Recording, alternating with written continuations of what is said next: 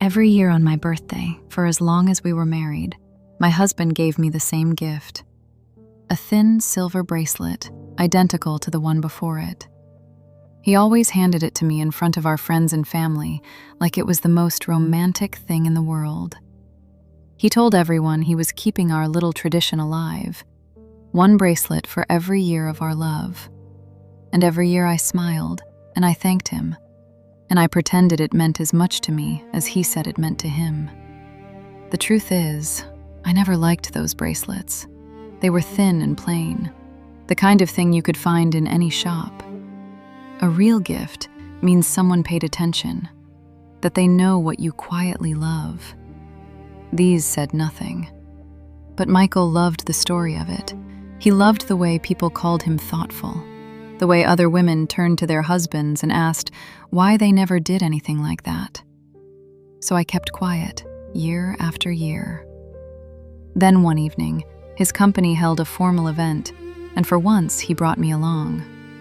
I wore one of the bracelets to please him in front of his colleagues. He introduced me to his boss and his boss's wife. She shook my hand, then froze, staring at my wrist. "That's mine," she said, delighted. "I designed those. We gave them to the whole staff one Christmas."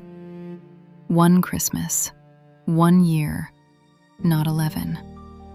Then a man beside her laughed and said, "Michael took mine. He went around the office asking for the ones nobody wanted. Said he'd find a use for them." He had gone desk to desk, collecting what his colleagues did not want, and he had kept them in a drawer, taking one out each year, wrapping it, and handing it to me in front of everyone we loved. I said nothing that night. I waited. My birthday came 4 months later. Our house was full. Michael stood up with the little box in his hand, the way he always did, and everyone went quiet and smiled, because they knew what was coming. He started his speech about our tradition, one bracelet for every year of our love. I opened the box. I lifted the bracelet out, and I held it up so the room could see it. And I said, "Tell them where you got it." The silence was terrible. He laughed, but it came out wrong.